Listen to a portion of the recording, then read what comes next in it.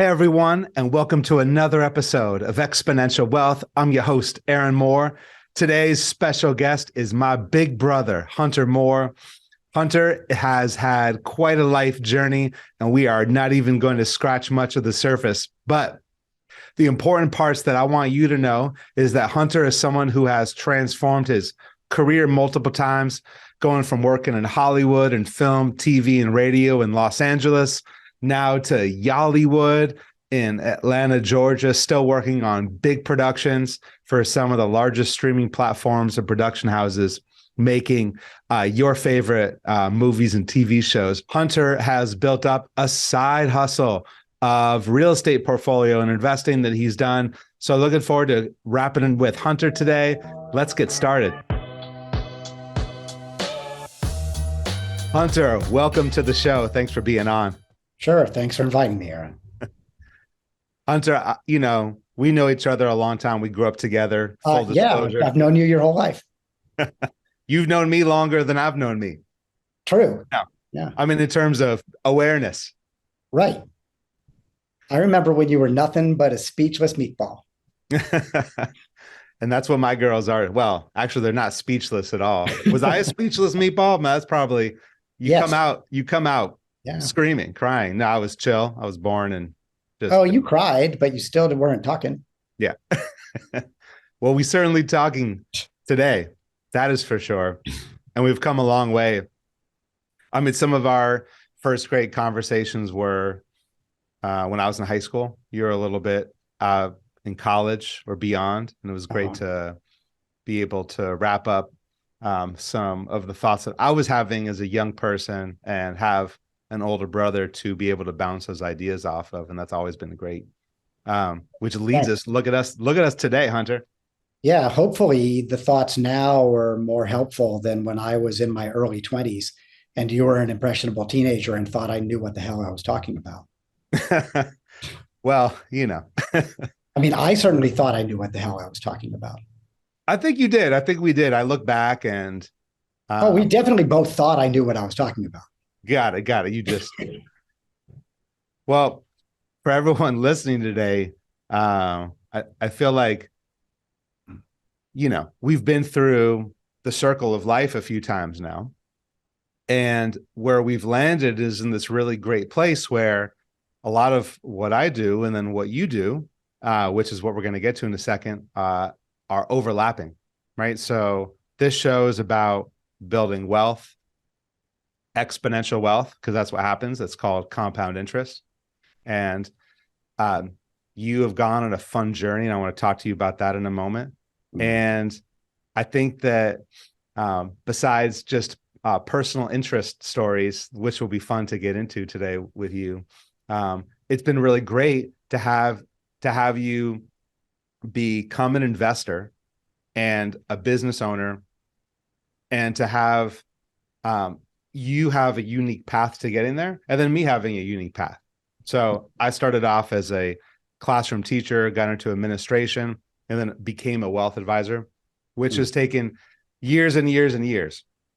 You did it by just starting your own investing, right? Getting into real estate and being a business owner. And I know that you just made a big investment in your business that you were sharing with me.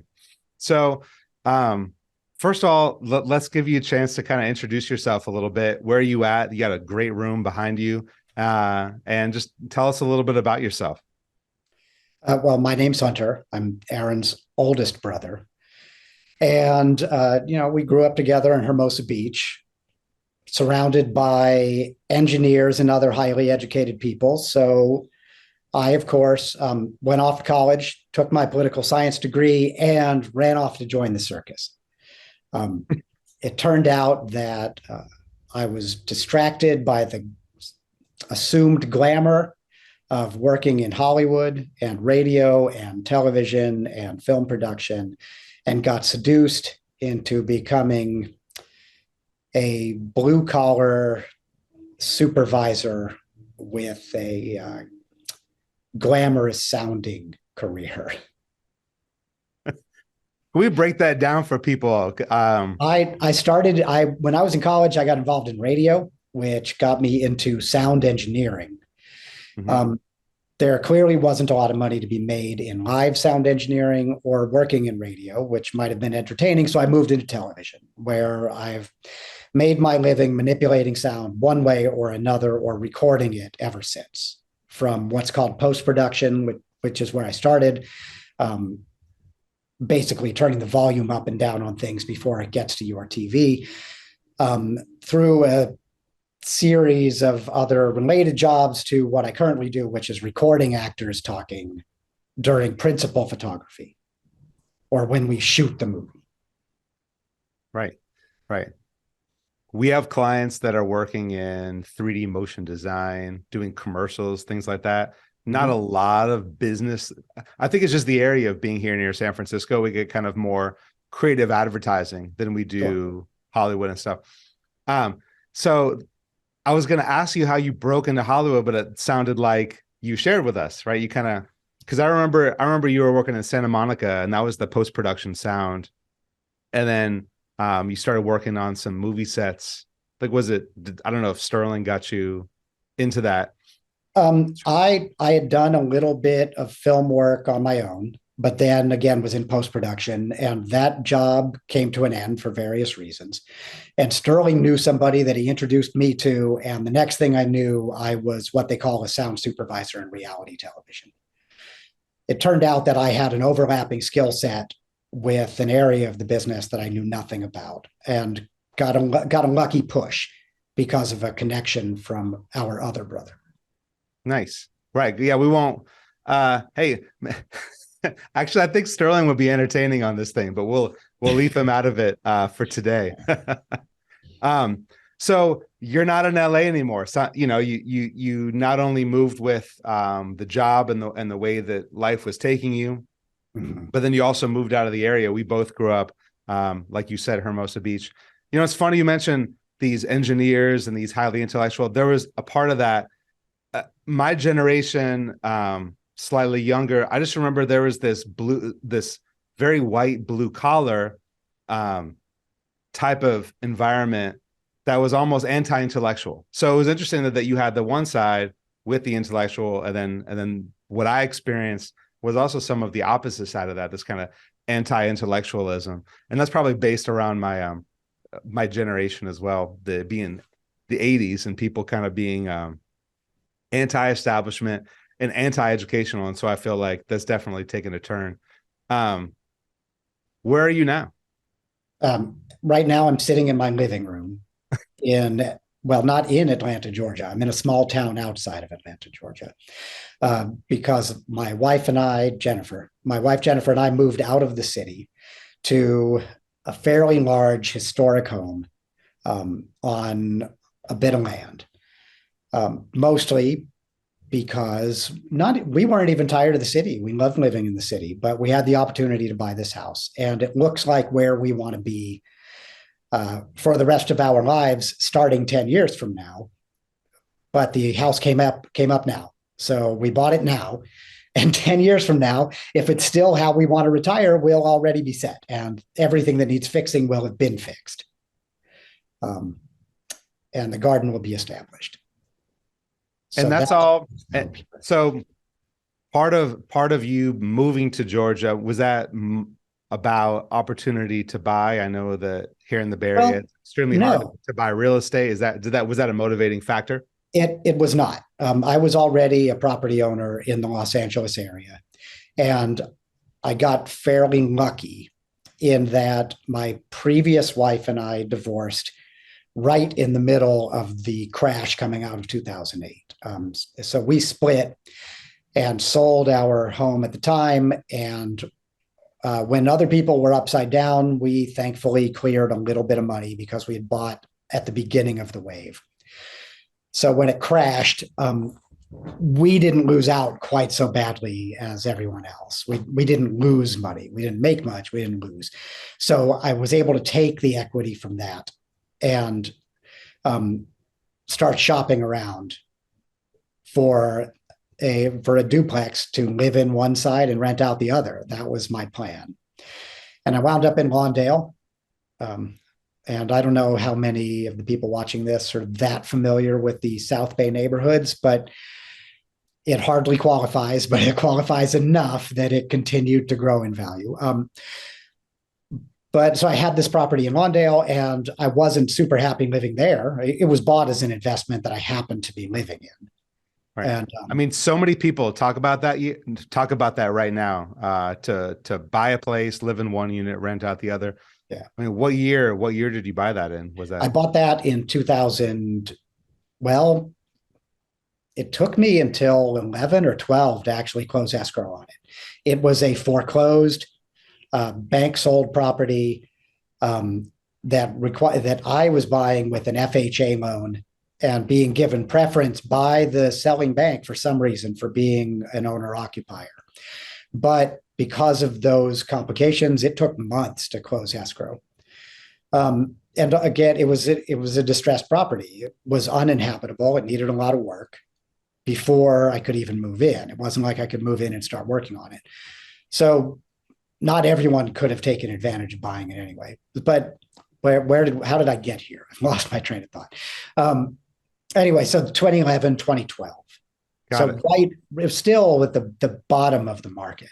There were a lot of things that were obvious bargains. Interest rates weren't particularly friendly, and again, the properties weren't all that attractive. But I was hunting and hunting and hunting and being beat out by cash buyers at every turn, and then finally got that break and bought that property, which is how I wound up in Lawndale. It was the property I managed to buy. Right. Was that a strategy that you used going after a bank distressed property, or just happened to be No, that a place you found? it happened to be. I was looking at everything.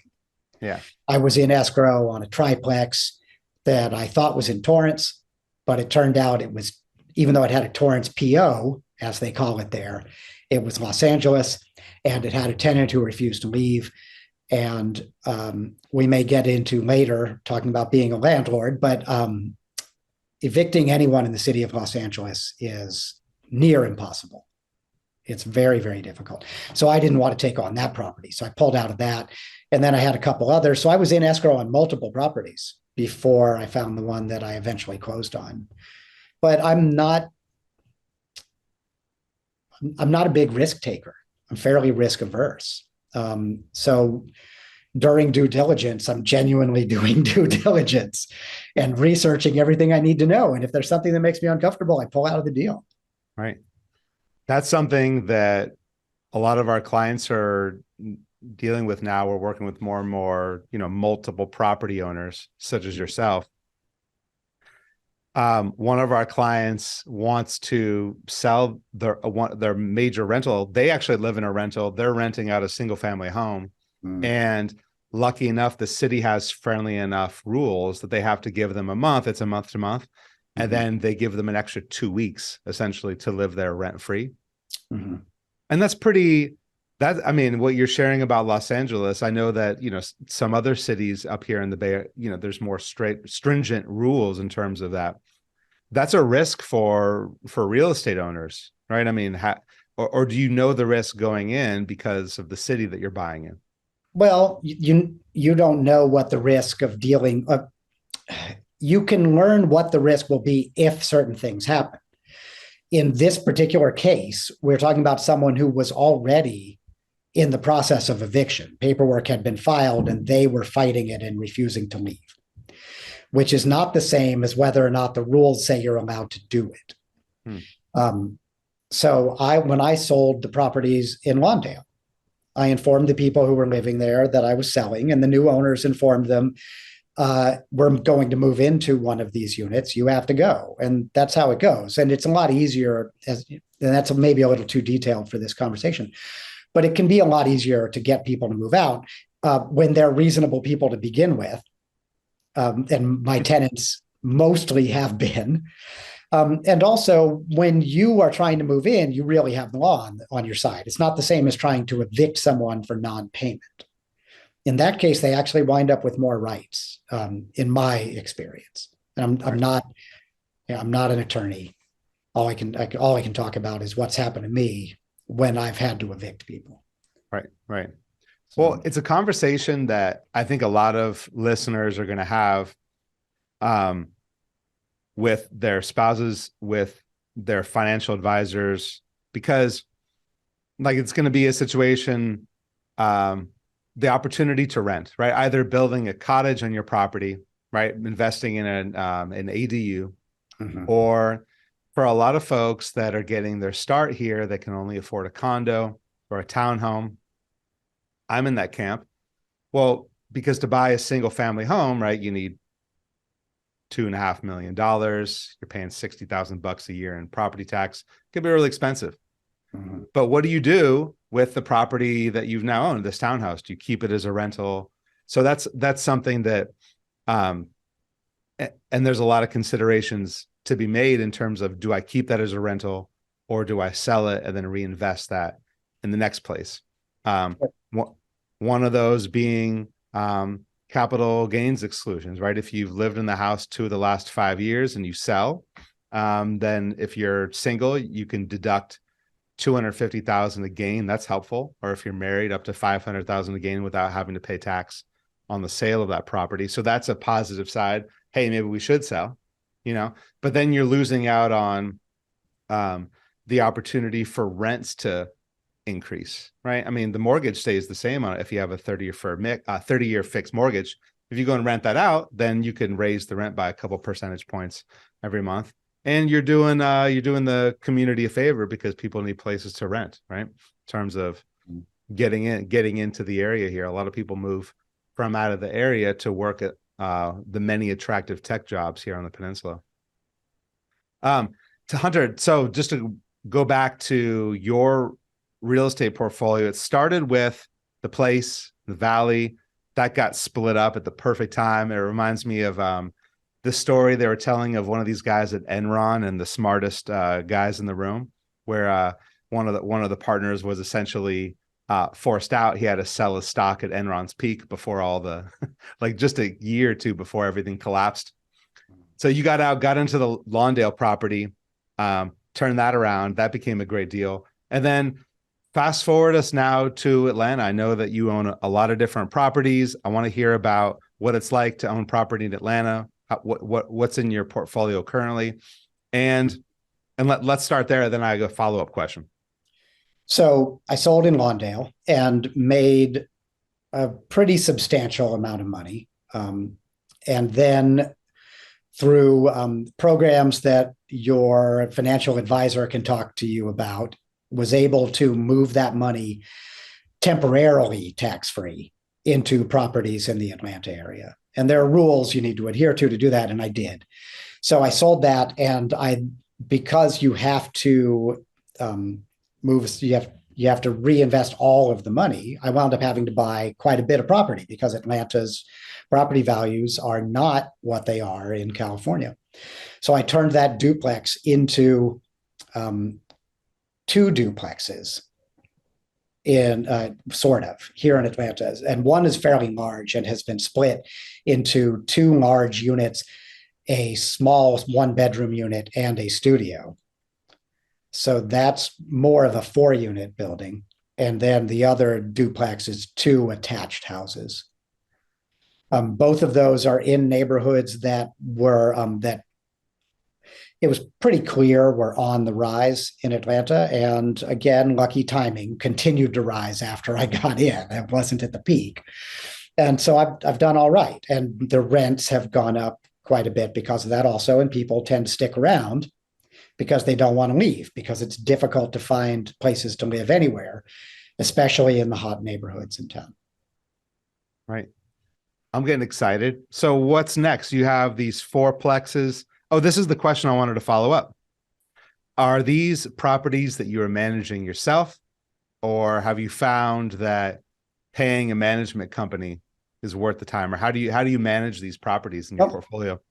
I have a mixture of management. It depends on which property we're talking about. Am I allowed to talk about the specific platform I use for the weekly renters? Um, well, just say, So, so there you is, use a platform? I use a platform that is so far only in the Southeast, but is expanding, which is a co-living platform for people who need affordable housing. Hmm. So it's not high end, but it's not rooming houses. So it's sort of a middle ground to provide housing for people who can't get a place on their own for whatever reason, don't have enough people to get together, or don't know enough people with good credit ratings to go get a house. And so these people are put together as a group and are represented by the platform. And they are members of the platform, and I deal with the platform and get paid. And as a result, I wind up making about 50, depending on the property, anywhere from 50 to 100% more monthly than I would make renting it traditionally. And in that case, I also allow that platform for an additional fee to manage those properties. The properties that are not being treated as co-living properties are rented out traditionally, and I manage those, except for one that I have furnished and use a combination of normal or normal medium-term rental platforms and my own network to rent out to people in the film industry to live in while they're in Atlanta for multiple months working on jobs. So I manage all of those myself, although I do have some assistance through these other platforms finding the medium-term tenants. And when I say medium-term, I mean 3 to 7 months. Right. Wow. No, this is great, Hunter. This is exactly what I want to hear, because I think a lot of people see this stuff online like, hey, build this empire. I mean, of real estate using other people's money and all sorts of promises out there. But to actually speak with somebody who's doing it, sounds like you're able to utilize technology, right, with the different platforms that are out there, utilizing your really unique career and portfolio of contacts that you have through working in Hollywood. Atlanta is the Hollywood of the South. I think that's what they call it. Is that true? We call it Yollywood. Yollywood. Yes. I hadn't heard that. So we learned something new today. And I think that's great. I mean, I think that some of those platforms, potentially people from California, from this area, if they want to get into real estate investing, could use a platform such as that in an area outside of California. Is that possible? Or yes, and again, I'm kind of sorry I can't discuss the particular platform I'm using. They have their issues, but they're relatively new. It's kind of a startup, but they're growing and expanding, and they're expanding into some other cities right now, and are offering the opportunity for. Now, I'm not buying into these, and I'm not even necessarily advocating, but other people are buying in where this platform is purchasing the properties and then selling either entire properties to you as an investor or pieces to investors, in order to get on board with this particular rental model. Right. That's really fascinating. No, that's great. No, I mean, listen, if people, the issue with compliance here is that we're throwing this message out to anyone and everyone who will listen, right? Sure. But it's different if we're having an individual conversation with a prospective client or an active client. If I have an active client or prospective client, we can talk about all the specifics and really get into detail. And I encourage folks to reach out and schedule time. People are reaching out and scheduling time after hearing some of these videos.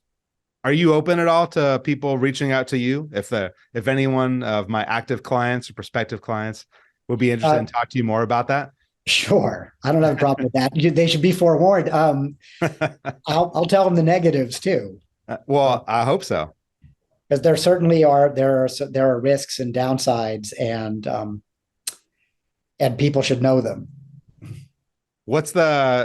So let's talk about the worst. What's one of the worst financial decisions you've made, or one of the worst financial things that you've seen happen in your life? Well, I mean, we've all seen all kinds of terrible things happen. I've been very lucky. I haven't had any really unfortunate financial disasters. Or decisions that you've made that you've said, wow, I wish I could have done or would have done something different had I known at the time. I'm fairly risk averse. I have a great deal of equity in the properties that I own. The holding costs are relatively low. I don't have much in the markets, and what I do have, I manage myself, and it's chump change. It's not a lot. And I I kind of regret that I don't have the guts to try more with it, because I've made some calls in small moves that, had I been willing to put more money into them, would have made more money. And I've been fairly successful with my real estate decisions. Again, I haven't made a bad decision really in real estate, but I don't have faith to leverage things any more than they're leveraged. I mean, I could easily right now, even at current interest rates, double the amount that I have outstanding and buy properties that would cover their holding cost, and within a few years would probably make money. Now, there's no guaranteeing that, and that's what I'm worried about. I'm concerned that we're on the precipice of a big downslide, and so don't and am unwilling to take on that degree of risk. I'm comfortable knowing that if things take a 25% downturn, I'm still okay. Right. And that's where I need to be personally. No, But that's smart. That's I smart. kind of regret that I'm that way sometimes, because again, I could have made a whole lot of money. I got in on that GameStop joke because I'm a long time Reddit user, and I was familiar with what was happening with Wall Street Bets before it hit the front page. And when it hit the front page, I said, "Oh, this is going somewhere," and I put a few thousand in, and I made a lot more than that. I mean, I went up 10x and said, "That's plenty for me," and I'm out. Had I been willing to hold longer, and sold closer to the top, I would have made a lot more than that. Um, but I'm not willing to. Right. So because I'm risk averse, I don't tend to make very much money at a time. Well, that's a, I mean, that was one of the greatest social interest stories of the last few years. I think that one. Um, so, so yeah, and we're not equipped to get that. I think managing risk is one of the most important and underrated things. You have to know yourself. You have to know your risk tolerance, um, and know how much risk you can take, and so you don't have to wait for some huge landslide to go down 25%. I think we were all there the last year, right? Even to today that we're recording, news on the front page is rattling markets, sending, stocks and bond markets into panic mode. Yeah. That's okay. Long term, you do have to have faith, and you do have to have patience. You have to have patience to last through the winters of these markets. It's been a tough go. It's been a tough go on the cycle of one of the highest euphoric markets, really encapsulated by the story that you just shared, in terms of market performance. So I think that having a long-term perspective, knowing your risk tolerance, having cash on hand, and I think keeping plenty of equity around, I think that's really smart. So I think you should be commended for that. Certainly, play it safe stories don't make splashy headline titles. So, so Hunter, you are someone who has recreated yourself from a sound guy, TV. Now you're doing series on the major streaming platforms. We haven't even talked about that. Just real quick, I thought it was interesting that you shared with me that you made an investment in your business. I know we're running out of time here. I just thought it'd be interesting to hear what, because I know a lot of people that are listening, they're like, all right, great. Here's my income now. Here's my business model now. But well, first of all, thousands of people that could be listening to this just got laid off from their tech job, right? Whether it's Meta or Alphabet, one of these places. So you're an entrepreneur who has entrepreneurial activities in real estate. We talked about that. What about your business? What investment have you made in your business? Because I feel like a lot of people that are listening out there are in that idea formation, that idea iteration phase right now. Now that they've been let go, they got a few months severance. So what are some ideas? What's the idea that you implemented for your business? And what are some ideas that maybe for some other folks that they could be thinking about? Well, mine's pretty straightforward. I work in an industry where most of the people who do what I do are owner operators. And I've been working on projects where I did not own the equipment I was using.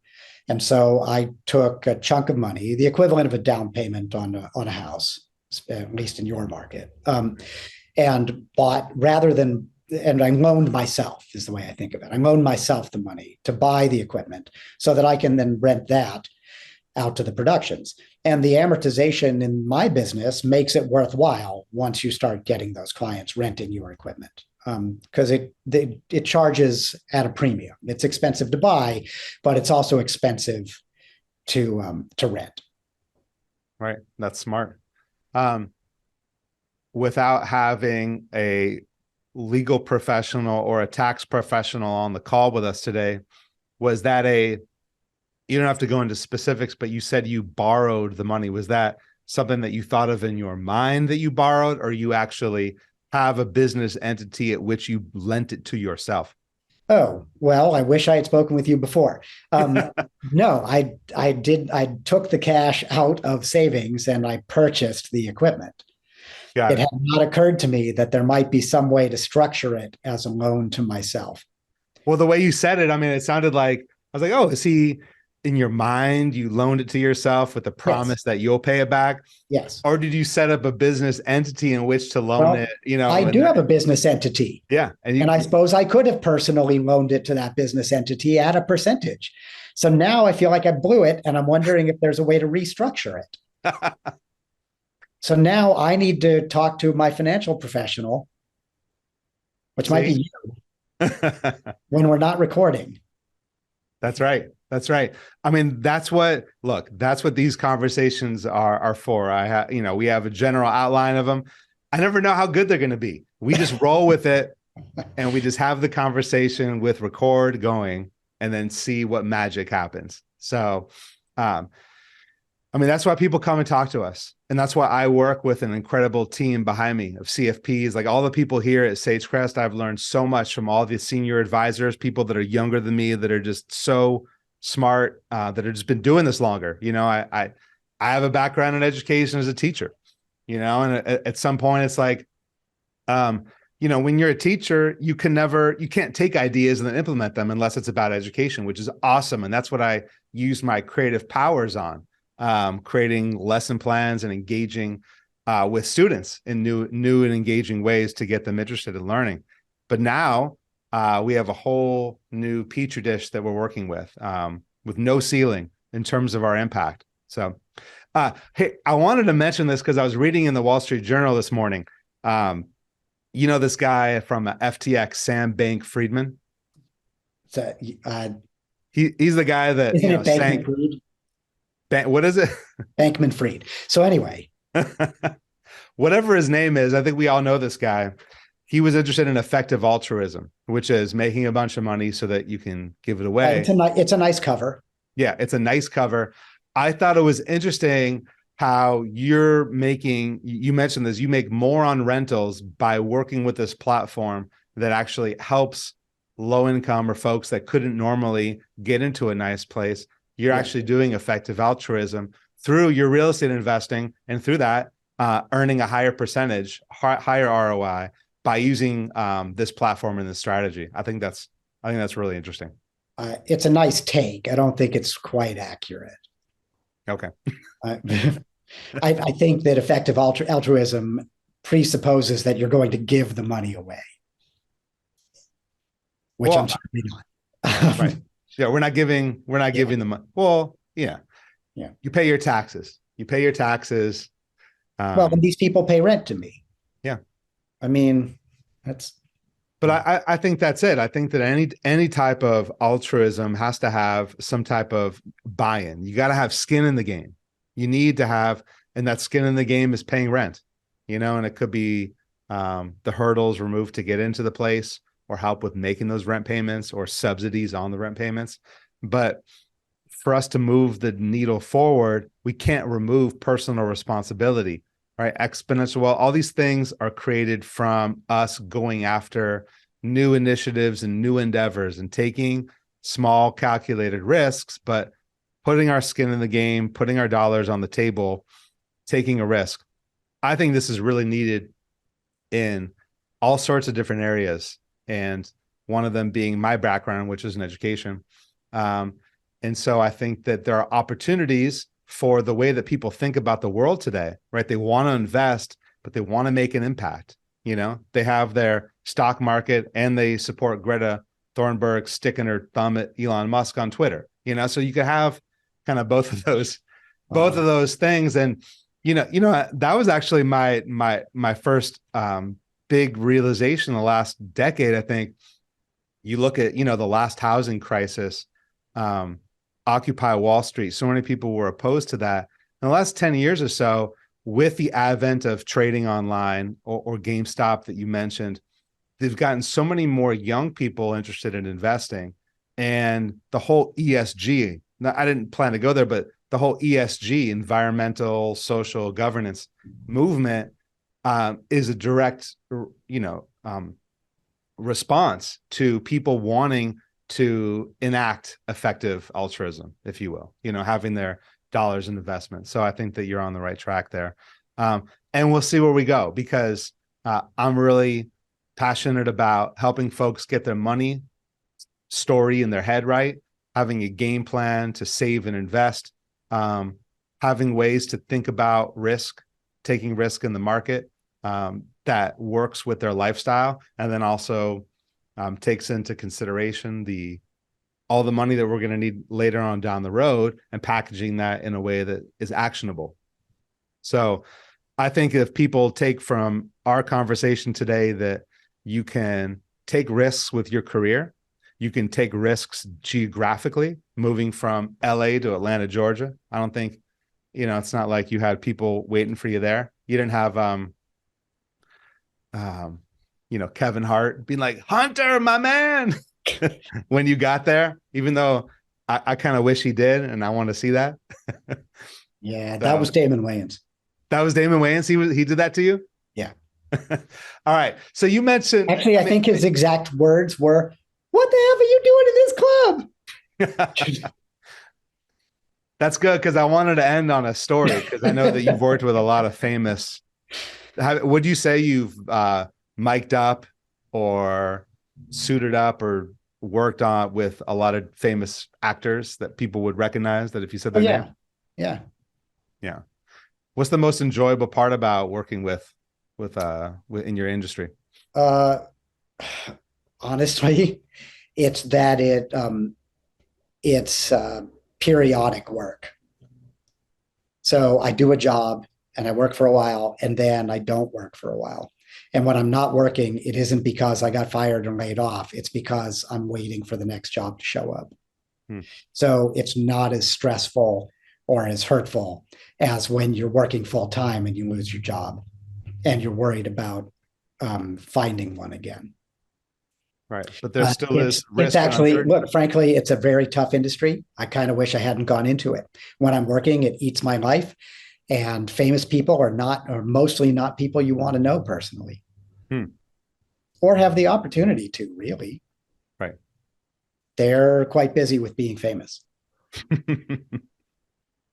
Well, if it weren't for people like you, I think you said this at the top of our call, the blue collar, joining the blue collar workforce. Mm. Well, I think that how you've weaved your job insecurity, your job, I don't know if insecurity is the right word, because you go just the gaps in employment. Right. Um, you smooth that over with this real estate income that you have going. Right.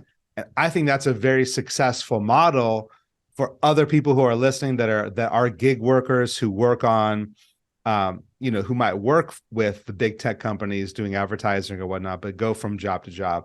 And I think that's a great message for them to hear, is that, hey, you can build this thing up on the side, which helps smooth the financial, with the smooth cash flow coming into your household every month, and reduces a lot of stress and gives you time to enjoy the off times, right? Because I mean, between jobs, Hunter, you have quite a bit of time in order to lean into new projects like this new home of yours.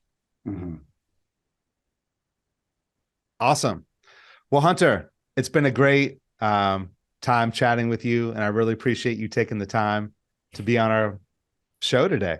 Thanks for being here. Thanks again for inviting me. All right. I want to thank everyone for listening to our full episode of Exponential Wealth.